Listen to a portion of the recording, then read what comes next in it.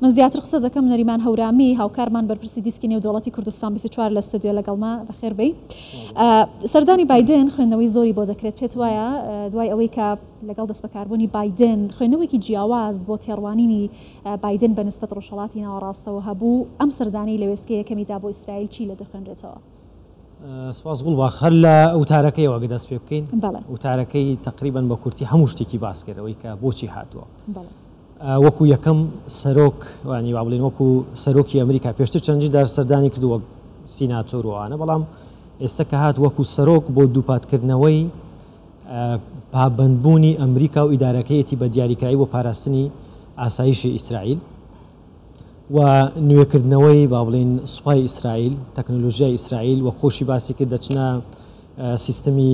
با بڵێن ئایرندوم ئەوەی کە ئایرندومی ئەمریکا و ئایرن بیمی ئیسرائیل ئەوانە بەسەر دەکەنەوە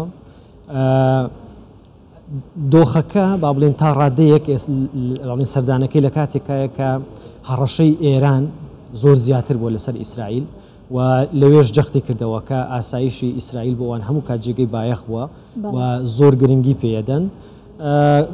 ئەگەر باسی دوو ڕۆژی با بڵێن ئەو دوو ڕۆژەی کە لەوێ دەمێنێتەوە لەگەڵ سەرۆک و لەگەڵ با بڵێن سەرۆک وەزیرانی وڵاتە کۆوە بێتەوە و ئەگە بیبەستینەوە بە سەردانەکەشی بۆ فەلەستین ڕۆژی هەینی ئەچێتە فەلەستین لەگەڵ محمود عباس کۆ دەبێتەوە لەوێ بەشێکی با بڵێن پاراستنی ئاسایشی ئیسرائیل ئەو کێشەی با بڵێن چارەسەری ئەوەی کە پێ دەڵێن two state solution چارەسەری دوو دەوڵەت لەگەڵ با بڵێن فەلەستین کە بایدن زۆر زیاتر ئەمەی بەلاوە گرنگە کە ئەم کێشەی نێوان فەلەستین و ئیسرائیل بۆی کە پێوترێت چارەسەری دوو دەوڵەت کۆتایی پێ بهێنێت. ئاسایشی ئیسرائیل ئەوەندە بەلای ئەمریکاوە گرنگە کە ئەم سەردانی بایدن هەڵگری ئەو پەیامە استراتیژی ئەمریکا بێت. زۆریش گرنگە چونکە وەک خۆی وتی چەندین بەهای هاوبەشیان هەیە پێکەوە ینی لە ناوچەکە ئیسرائیل و ئەمریکا زۆر بەهای هاوبەشیان پێکەوە هەیە وەکو و زۆر هەڕەشەی هاوبەشیش هەیە کە هەڕەشەیە بۆ سەر ئیسرائیل و لە هەمان کاتە هەڕەشەیە بۆ سەر ئەمریکا و بەرژەوەندەکانی و هاوپەیمانەکانی وەک سەرۆک وەزیرانی ئیسرائیلی ژیاری لاپیت پێش بایدن قسەی کرد باسی کرد کە هەڕەشەکان لە ئێرانەوە چەند زیاد بوون میلیشەکانی ئێران چۆن هەڕەشەکانیان زیاتر کردو نەک تەنها بۆ سەر ئیسرائیل بەڵکو بۆ سەر هاوپەیمانەکانیان لە ئیسرائیل بڵین سووریایان کردوتە پێگەیەک لەوێوە با بڵێن هێرش دەکەنە سەر ئیسرائیل و بەرژەوەندەکانی ئیسرائیل وەک بینیمان لە دەریای ناوەڕاست هێریشان کردە سەر ئیسرائیل و لە عێراقیش دەبینی کە چۆن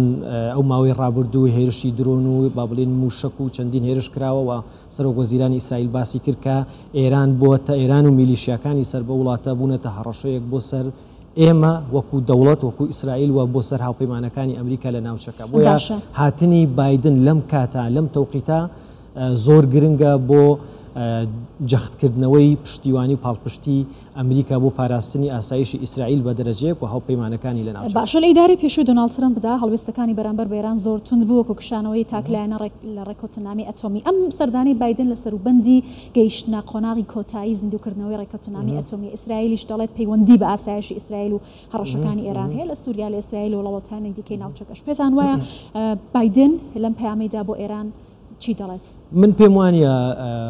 ڕێکەوتنەکە زیندوو بکرێتەوە بە پێچەوانەوە چونکە ئێران بابەتی دیکە دەهێنێتە ناو با بڵێن ڕێکەوتنەکە وەک دەبینی ئەم ماوەی پێشوشکە چالاکیەکانی زۆر زیاتر کردوون لە ئێران لە چالاکی ئەتۆمیەکانی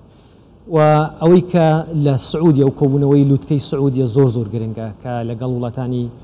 ئەنجومەنی هاریکاری کەنداو لەگەڵ ئوردن میسر و کازمیش لە عێراقەوە دەچێت ئەمە زۆر گرنگە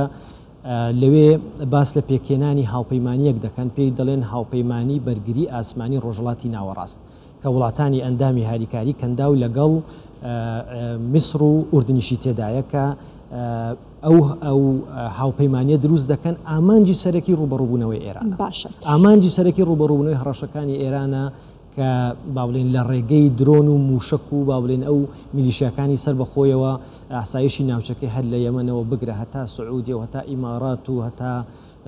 سووریا و هەتا لیبیا و عێراق و هەمووی خستۆتە مەترسیە و دەیانوێت هاوپەیمانیەک ئەوەی کە پێڵێن ناتۆی ڕۆژەڵاتی ناوەڕاست پێک بهێنە. ئەگەر لە کۆتایشدا بە کورتی وەڵام بدەیتەوە بایدن لەگەڵ دەست بەکاربوونی هێزەکانی ئەمریکای لە ئەفغانستان کشاندەوە دواتر ڕێککەوتنێکی لەگەڵ عراق بۆ کشانەوەی هێزەکانی واژۆ کرد. ئایا ئەم سەردانی بۆ ڕۆژهەڵاتی ناوەڕاست و بەشداریکردنی لەو لووتکە لەگەڵ وڵاتانی عەرەبی جارێکی تر گەڕانەوەی هەژمونی ئەمریکانیە بۆ ڕۆژهەڵاتی ناوەڕاست؟ نەخێر من پێم وایە ڕێخستنەوەی توانین وا بڵێن ڕێخستنەوەی پەیوەندیەکان و بوونی ئەمریکایە واتە ڕێخستنەوەی هەندەسەی بڵین بوونی ئەمریکای وجودی ئەمریکا لە ڕووی سەربازیەوە لە ناوچەکە چونکە بەڕاستی ئەوەی کە لە ئەفغانستان باسی کرد لە ئەفغانستان شکستی هێنابوو بە گوێرەی دوایین راپۆرت کە باسییان دەکرد بە ئەمریکا و بە هەموو وڵاتانی کە لەوێ بوون وڵاتە هاوپەیمانەکانی لە 150 خاکی ئەفغانستانی ئەمە دەستەوە بوو و لە عێراقیش بە هەمان شێوە بەڵام ئەم سەردانەی بۆ ڕێخستنەوەی ئەو بوونی ئەمریکای لە ناوچەکە و بە دەرەجەیەکیش دروستکردنی ئەو هاوپەیمانی کە پێدەڵێن هاوپەیمانی بەرگری ئاسمانی ڕۆژهەڵاتی ناوەڕاست. باشە بەڕێز نەریمان هەورامی بەرپرسی دیسکی نێودەوڵەتی کوردستان سپاس لە سەردە لەگەڵمان.